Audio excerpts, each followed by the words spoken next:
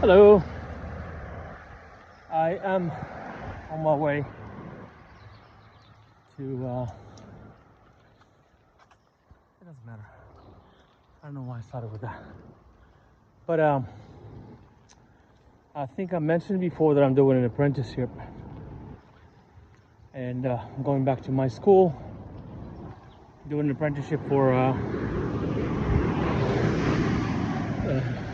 Meisner technique. And it's been going gangbusters. I mean, I knew from the first day in 2011 when I met the head of the school. I knew I was in good hands there. And then the fact that I asked him if I could do it, and he was like, it'll be an honor. This is not a guy that just throws words, just to be nice. If you're a Meisner study, you know that you live and breathe truth, no matter how uncomfortable or no matter how inconvenient. Anyway, so every class there's there are nuggets and there's reminders that, you know, we picked up a lot of crap along the way. The older you are, the more baggage you have. Maybe we should cut into one of these streets so it'd be silent. This is Santa Monica, gorgeous Santa Monica, with multi-million-dollar homes that look like that. I'm not hating. They invested well. Anyway, this is all stuff that you heard, and if you haven't heard, then it's great. But if you heard, it's a good reminder to be kind to yourself and not say nasty stuff to yourself. As we talk to ourselves, we allow ourselves to talk to ourselves in a manner that we will never let anyone else talk to us.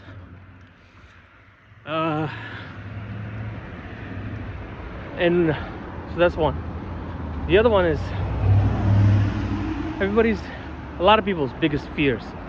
That's why you see successful people, you see that confidence.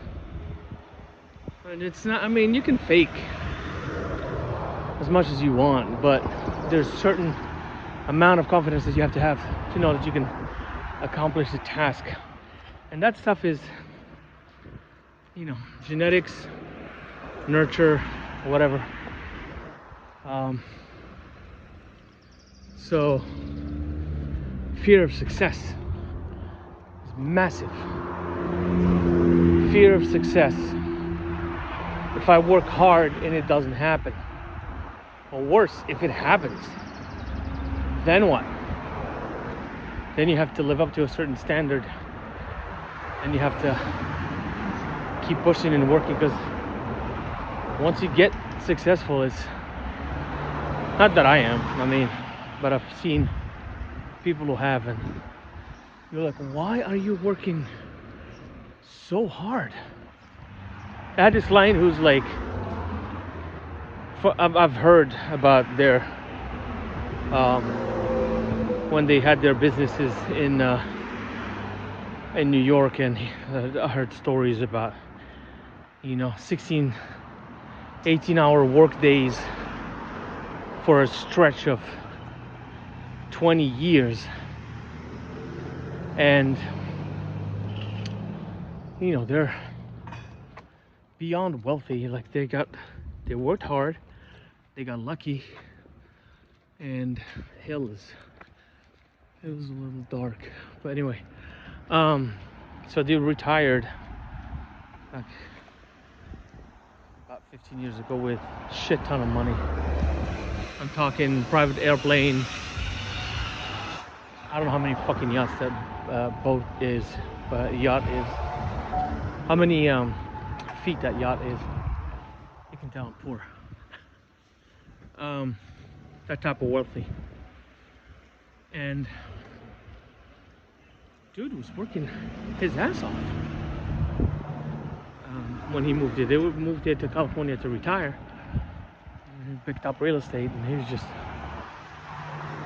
the same work ethic, like 14, 16, 18 hour days. And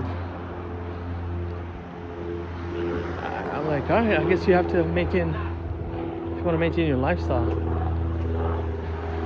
you have to work as, you just have to work hard, keep working hard.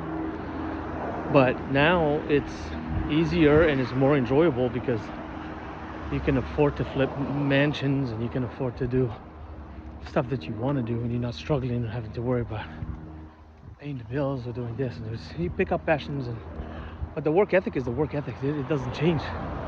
The hard work does not change. So do we get lazy because we fear success, or we get lazy because we were taught that no matter what, we're not gonna amount to anything? So we have to figure that out.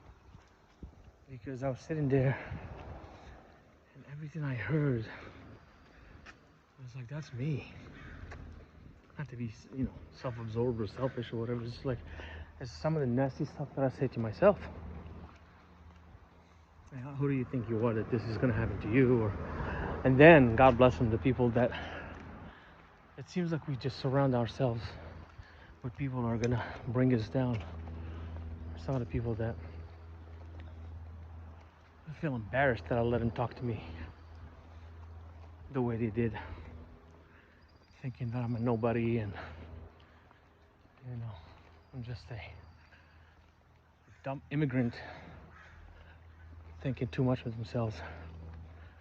Shouldn't hang out with people like that, even if they're family, if they're friends, clients. If they're not lifting you up, just walk away. It's not worth it.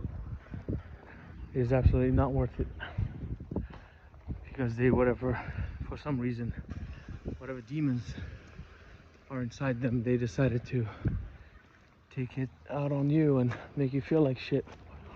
It doesn't take much. It does not take anything to tell people, hey, that's cool. Because sometimes even before, when I was going through the program, when I was like taking other acting classes, and you see someone come up and they think, they're overacting, schmacting. Not their heads are not in it, and then yes, that's the teacher's job to keep their business going, but it does not take. It's just like, just keep working. You have to be serious and just keep working, and you'll get there. It's not a sprint, it's a marathon. And just positive words, encouraging words, because you never know. We just looked earlier, and Morgan Freeman's big job was, he was 52. Before that, he was just doing electric something. So when he was 52, and then 53, he got Driving Miss Daisy. What if he gave up at 41, 45, 49, 50? I was like, man, I'm fucking stupid. This is never gonna happen. And it's gone too long that I'm absolutely delusional and deluding myself. One of the greatest actors of his generation. That voice. It's got to come into yourself, I guess. So Get successful, and then worry about it. That's what one of the imams told us, because we Muslims, we tend to do that. Money is the root of all evil. I guess it's a religious purpose. I think Catholics do the same thing. Christians do the same thing. Money is evil, and this, and that. And so, well, get successful first. Don't worry about that, because then you're gonna realize that you're gonna be able to do more with it if you're a good person. You'll be able to go study, not have to worry about student loan if you want. Give money to whatever charities you want. Help other people. Help your brother, sister, your nieces. Get successful first, then worry about what you're gonna do with the money. We always put the carriage before the horse. So be kind to yourselves. Say kind words. I saw something. Like for years, I've fought, because I'm like, this is hunky dory, hocus pocus type of stuff. It's ridiculous.